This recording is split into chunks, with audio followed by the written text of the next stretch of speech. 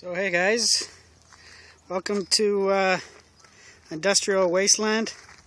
I came down here to the marina waterfront to look for someplace interesting to film, but it's so busy down here that there are no quiet places, so I found this little corner of just dirt to and there's nobody around to do my filming.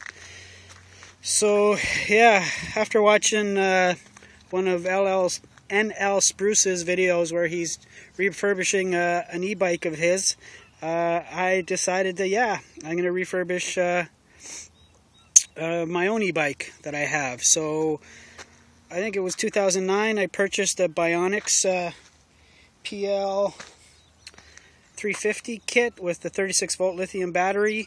Had it mounted up on this Rocky Mountain Vertex T.O. That was basically the last bike I raced on, and the front shock eventually gave out. I think it was a Marzocchi X-Fly 2 ultralight cross-country fork. Only lasted a couple seasons before it blew up, and didn't bother to fix it. So I got a Ritchie carbon fork on it. So before I put the electric kit on it, this bike came in at just slightly over 20 pounds. So a 20-pound hardtail, fully rigid hardtail. And with the BionX kit on it, it comes in at 39 pounds. So a complete e-bike, a 350 watt e-bike with a 36V battery, under 40 pounds. I wouldn't be surprised if it's one of the lighter e-bikes in the world. I bought it initially for commuting. I was kind of looking at getting a scooter, a gas-powered scooter, and I went to one of the bike shops and they had a BionX kit set up, and I took it for a spin and pretty much bought it right after I test rode it. And yeah, it's an awesome kit. It's one of the more sophisticated mass-produced kits that you can get. So it's a pedalic, or what they refer to as a pedal assist system. So there is a sensor in there that basically senses when you're pedaling, and it can sense how hard you're pedaling. So when you start pedaling, the motor will turn on, and depending on how hard you pedal, it'll provide varying levels of assistance. But it also has a thumb throttle, so you can go on full electric if you want. Let's turn it on. There's the display. It has 4 levels of assistance, 1 to 4, and I forget the exact numbers, but yeah, it's a very cool system. Works really, really well, and I bought it for commuting. So basically, on the days where I don't feel like riding a regular mountain bike or a regular bicycle under full pedal power, usually after a weekend of hard riding on a Saturday and a Sunday, Monday morning, I don't want to ride a bicycle to work. Usually I'll drive my car or ride a motorbike. But with this option, basically I can just lightly soft pedal, and I can average 33, 34 kilometers an hour to work and still be able to ride a bike and limit the amount of fossil fuels I use. So it's been awesome for that. I ended up using it in the wintertime, and the wintertime is when this bike is absolutely amazing. With a pair of studded tires, 20-25 centimeters of snow, you can basically chug right through it. Fresh snow, you can chug right through it at 26, 27, 28 k an hour. I commuted to work a few times in snowstorms, and it was awesome. The only downside was I had ended up basically destroying the rear wheel. Moisture and stuff got into the hub and ended up damaging it. So the first time that happened, it was replaced under warranty, because they do advertise it as being sealed against moisture.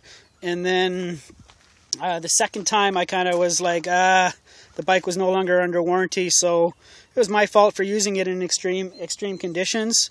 But I wanted to get the bike going again after I saw NL Spruce's video. So we sent it back, and they were going to rebuild it. You know, obviously just rebuilding the bearings, the cones, hubs was going to work, but apparently the internals were damaged. So they sold me a new wheel for half price, which I was fine with.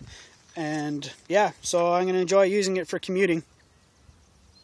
So there's just a little video. I might as well tell you a few more things. So I got rid of the triple crank because I'm basically just using it for commuting, pavement. I got a single ring track style crank with a 46 tooth chain ring on it. The one downside with the BionX system is you have to use a freewheel. It doesn't work with a cassette because of the way the torque sensor is set up. So I managed to find myself an 8-speed 1225 road cassette. So it's got really nice tight spacing.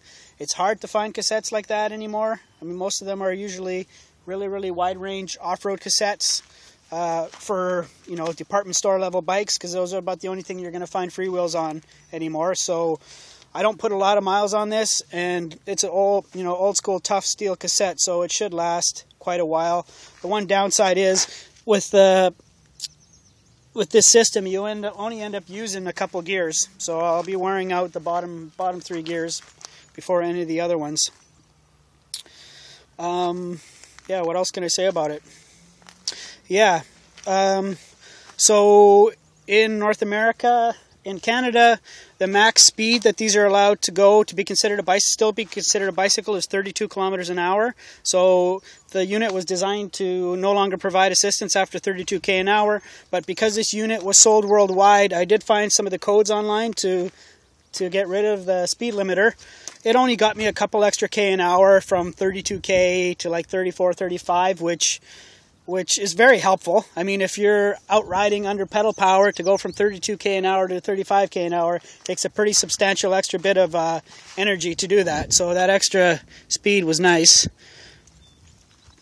And the other thing is, in Canada, I'm not sure if it is in the States, basically you have to be going 3 kilometers an hour before the engine will engage. So the idea is you actually have to take a couple pedal strokes before the motor will kick in. But basically I found the codes online to disable that. So now the thumb throttle works basically from zero, from right from a dead still. If I use the thumb throttle, it will accelerate. So essentially this bike is illegal the way it's set up, but I mean it's small things, small little things. That thumb throttle, using it at 0, it's friggin' awesome from streetlights. Combination of, you know, having Lance Armstrong in your rear wheel and pedaling yourself, basically you generally beat all traffic across the intersection. Because with electric motor, you can basically get all the torque from 0 RPM. So it's really nice. It's really fast for stop and go kind of traffic. What else? I think that about covers it. So there's a little introduction to my e-bike, my 39-pound, 350-watt 36-volt lithium battery super e-bike. Thanks for watching.